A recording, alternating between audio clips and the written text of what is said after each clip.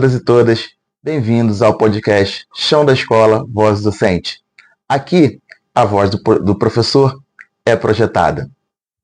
Gostaria de lembrar que esse aqui é um recurso educacional que está sendo produzido no PROEF, produzido e editado por mim, supervisionado pelo professor Francisco e supervisionado pelo professor doutor docente da Universidade Federal Rural, José Henrique dos Santos.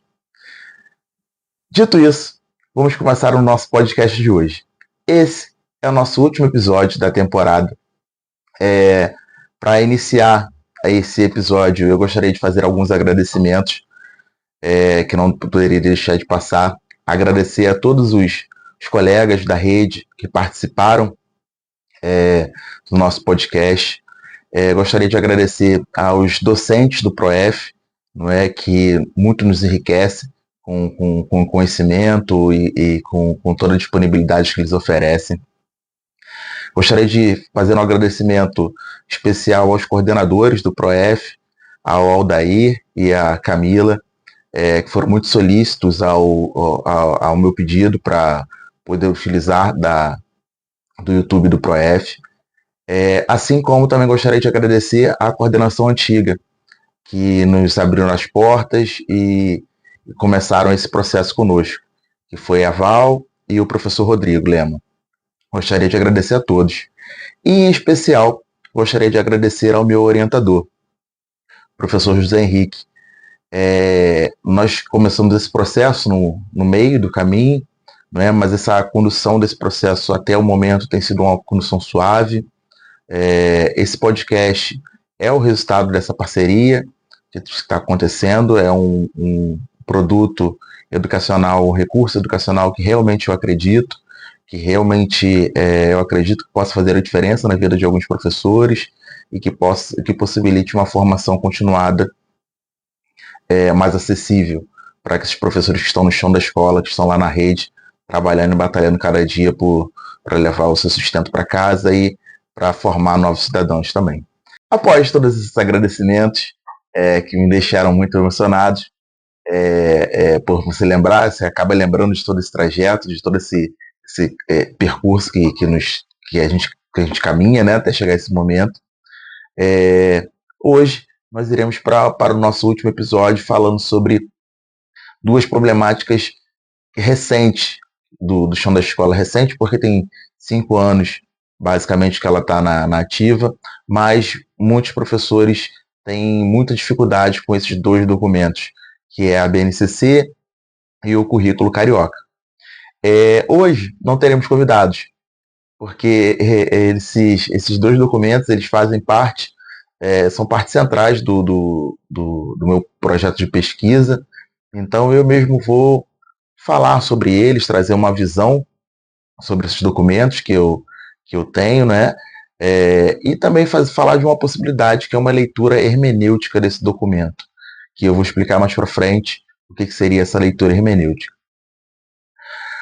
Começando pela BNCC, que é um documento de caráter obrigatório, que define o conjunto orgânico e progressivo de aprendizagens essenciais a todos os alunos, que todos os alunos devem ter ao longo da educação básica.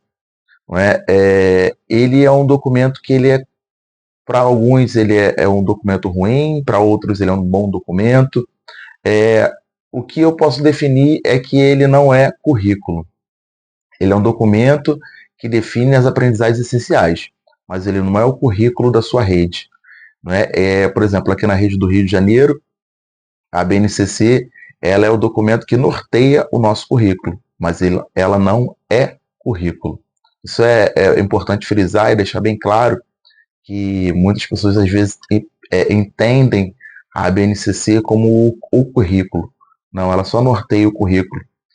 E aí, para falar da BNCC, é importante fazer um apanhado de como ela foi construída, de como foi essa construção da BNCC, e até mesmo por isso que esse processo de construção dela nos gera para alguns professores um certo estranhamento.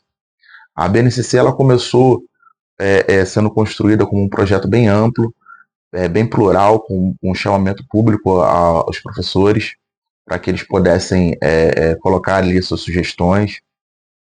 Numa segunda etapa, eram alguns professores representantes de grupos que se fariam presente para responder, até culminar no seu processo final, né? Depois secretários de educação, e aí só que a BNCC, nesse processo de construção, ela teve um percalço, ela teve um desvio de rota, que fez com que ela fosse acelerada, não é?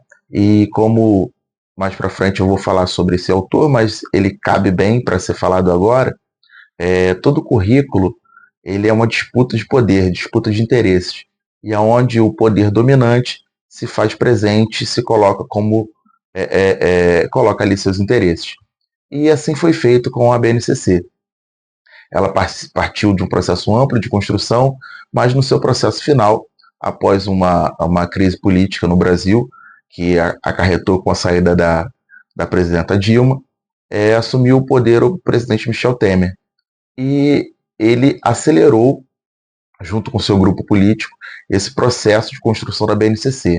Nesse processo de acelerar, ele desconsiderou a consulta que havia sido feita com alguns professores e colocou seus interesses, que no caso, como o Michael Oppenheim diz, do poder dominante, não é, sobre esse documento.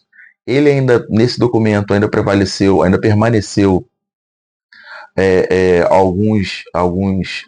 algumas orientações que tinham sido colocadas ali por alguns professores, não é?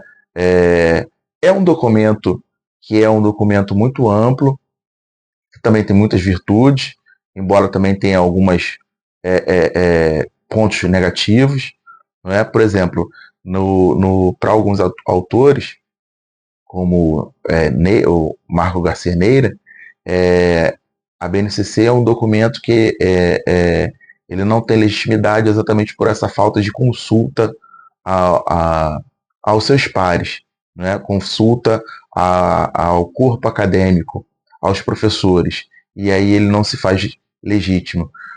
Comentário que se aproxima do que Fernando Gonzalez, desculpa, ele também fala no seu trabalho. Fernando Gonzalez, ele foi um consultor até a parte final da BNCC.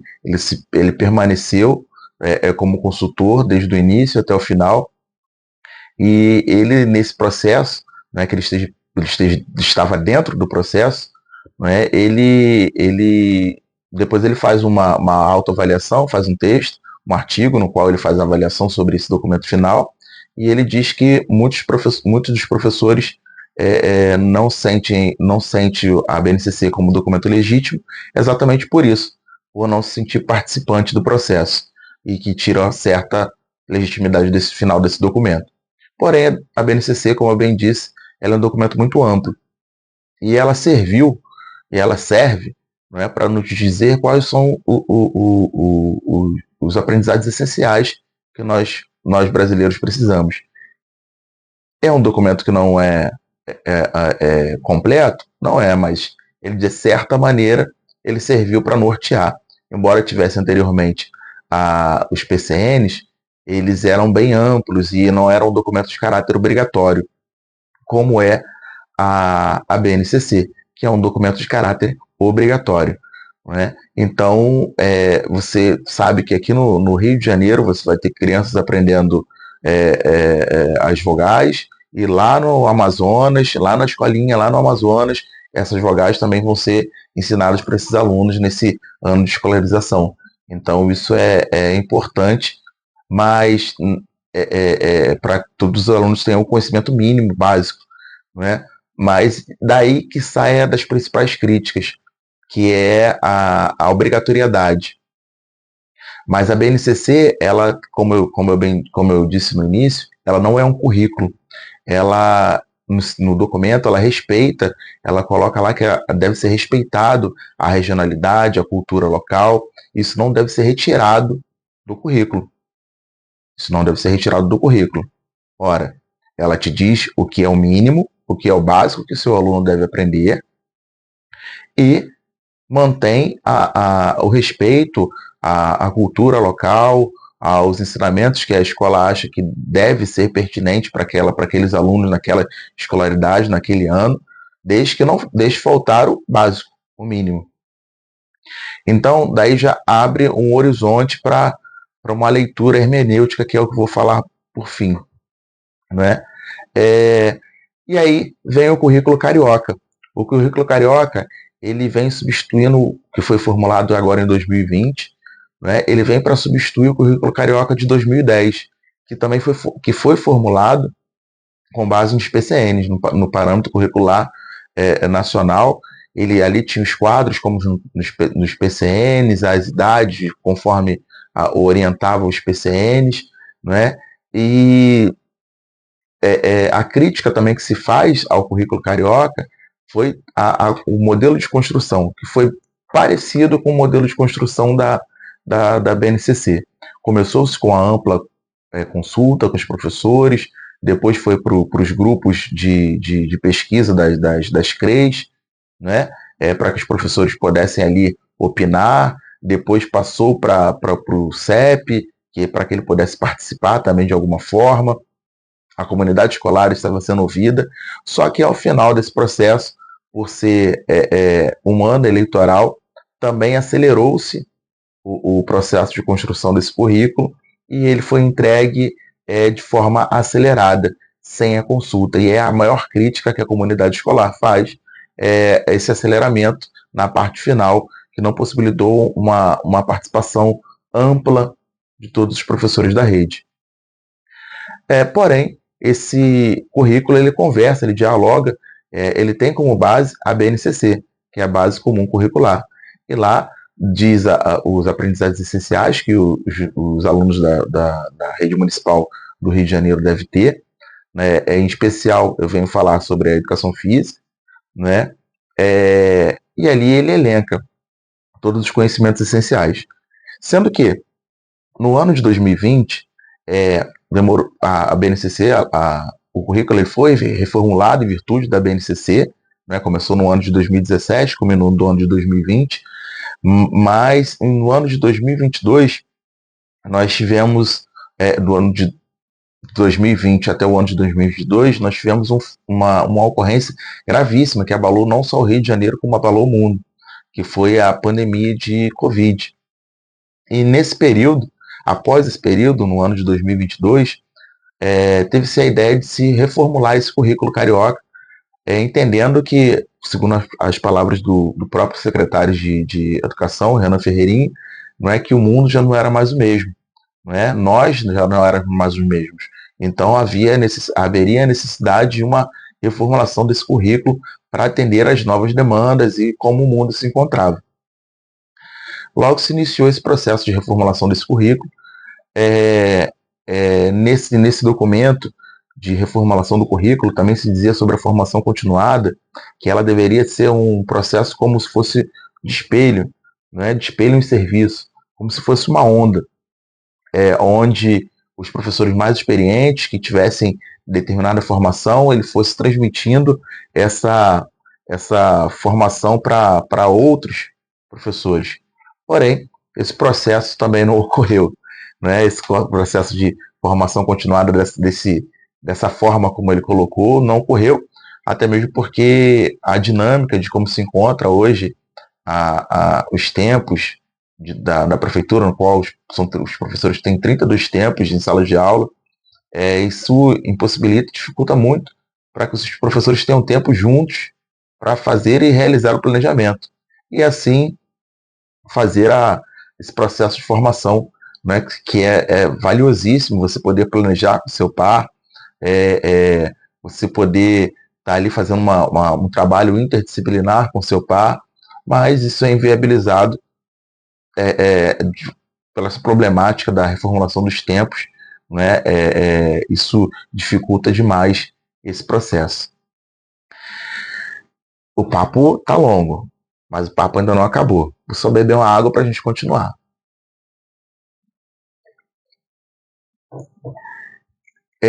O meu trabalho, basicamente, ele vem falar sobre formação continuada, sobre como é essa formação continuada dos professores da rede municipal, em especial os professores da oitava CRE, que é a CRE onde eu trabalho, não é? E nesse processo de formação, eu vi que alguns professores eles pediram para que se falasse sobre o currículo carioca, se falasse sobre a BNCC, né? E eu, no meu trabalho, tenho um autor que ali está citado, que é o Michael Apple, que ele escreveu um livro chamado Currículo e Identidade. Para algumas pessoas, esse livro está de uma certa maneira ultrapassado, porque ele fala sobre a teoria crítica da educação. Ele tem esse olhar, esse viés crítico sobre a educação. Para alguns, um olhar mais atual seria um olhar multicultural, né, já que esse olhar crítico ele se detém a uma disputa de poder entre a classe dominante e a classe dominada, não é? E hoje a sociedade ela tem outras demandas que são maiores do que essa classe dominante e classe dominada. Ora, nós quando começamos a nossa conversa sobre a BNCC, a construção desse processo da BNCC, ela se põe nesse molde, ela se põe nesse lugar de os dominantes, não é? Que no caso era o poder dominante, que tem uma visão neoliberal sobre a educação, que colocou seus interesses sobre esse documento, que é o documento que rege toda a educação nacional, que é a Base Nacional Comum Curricular, a BNCC. Então, diante disso, no meu olhar, no meu entendimento, essa visão crítica de divisão de classe, ela ainda existe e ainda está muito presente no nosso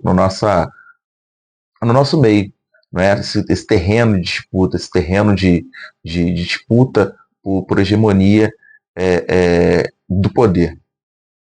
E dentro desse livro, Michael Apple ele traz a importância de se ter uma leitura hermenêutica sobre os documentos. Seria uma leitura crítica sobre os documentos. Para eu falar sobre a leitura hermenêutica, na verdade, eu não me interessei propriamente com a leitura do livro do Currículo e Identidade do Michael Apple. Eu comecei a me interessar por ela quando eu estava fazendo um curso preparatório para um concurso da Polícia Civil do Rio de Janeiro. Controverso, nada a ver com a educação, mas chega a esse ponto. Quando eu estava fazendo esse preparatório, eu comprei um livro com a Constituição, comprei com o direito penal, direito civil, e comecei a ler aqueles livros ali. E ali estava, citar um exemplo, a grosso modo, que eu não sei nem se cabe. Mas, por exemplo, furto, pena de 2 a 4 anos. Roubo, roubo com a mão armada, X a tal X. E aí eu fiquei pensando, mas como eu qualifico se é 2 ou 4 anos, se é o mínimo ou se é o máximo pelo mesmo crime? E daí sai o entendimento de leitura hermenêutica, de leitura que dá sentido. Você lê a lei, interpreta a lei e dá sentido àquela lei. Aí saem os advogados, que têm um campo vasto de leitura e interpretação das leis, que interpretam a lei de acordo com os seus interesses, os interesses dos seus clientes, e apresentam ela ao juiz. E cabe ao juiz ter esse entendimento, mesmo entendimento ou não. Mas ali há uma leitura do documento, da lei, para que haja essa interpretação, para que ela tenha um sentido, um significado, e ali ela exista.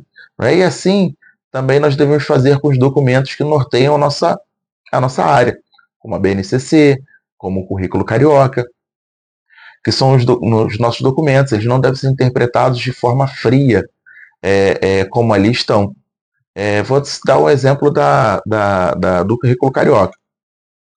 O Currículo Carioca ele segue a BNCC e ele diz que do primeiro ao segundo ano deve estar presente os esportes de marca, atletismo, né?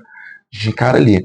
Mas está presente o esporte de marca, mas não, você não pode ter os esportes de invasão de território, não é?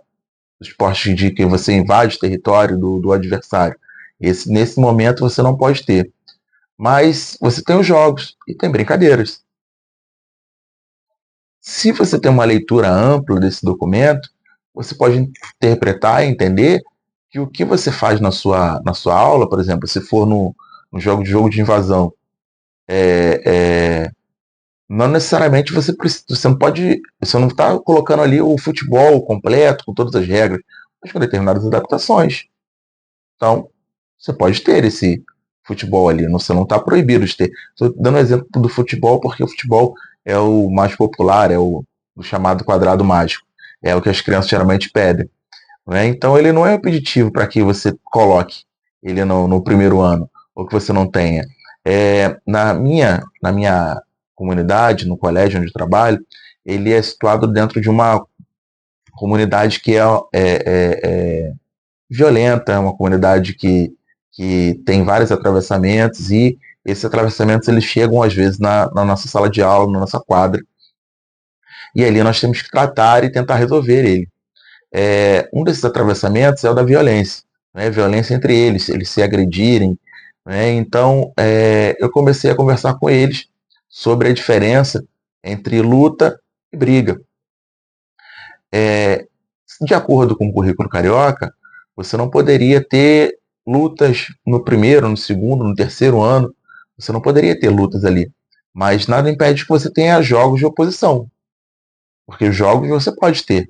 Se você pode ter os jogos, você pode ter os jogos de oposição. E assim eu fiz com os meus alunos.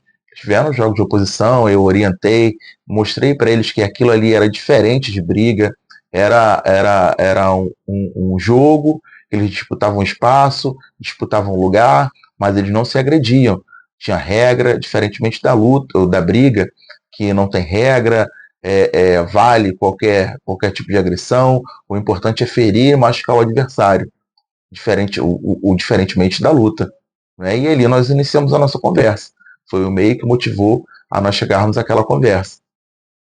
Então, o professor ele tendo essa leitura de que ele pode colocar o tema de sua urgência além dos temas que o currículo demanda, ele consegue assim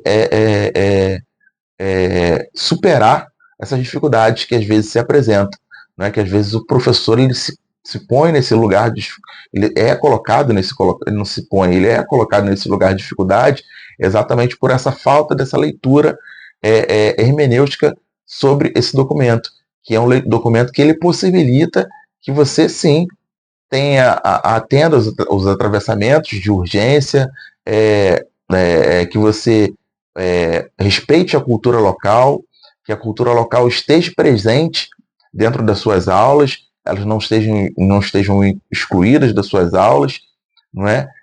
Desde que o conhecimento básico comum também esteja. Então você não precisa necessariamente para excluir o outro e para incluir um. Né? Você pode dar para você trabalhar com os dois caminhos.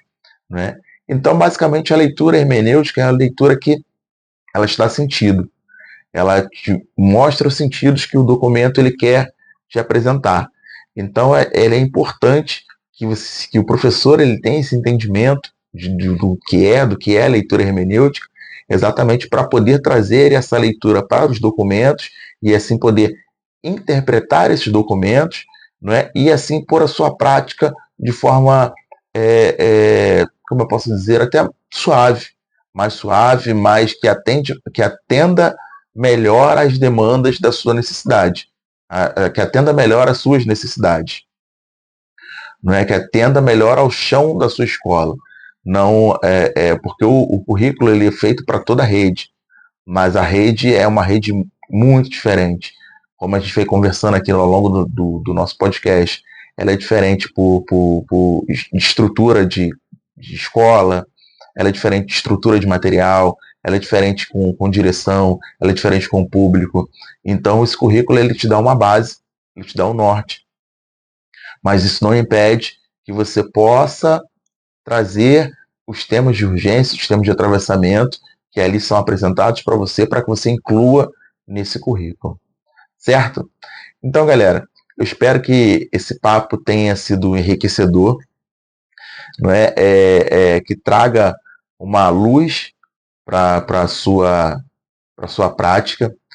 Como eu vim conversando ao longo de todos esses capítulos com vocês, a ideia aqui não é trazer uma receita de bolo pronta, não é trazer um guia, um manual, são trazer sugestões, possibilidades para que o professor da rede ele possa ressignificar isso, transformar isso e colocar no chão da sua quadra. Certo, galera? Então, esse é o nosso último episódio do podcast Chão da Escola, Voz Docente. Eu espero que vocês tenham gostado. Eu agradeço quem chegou até aqui me ouvindo, não é? E tchau, tchau.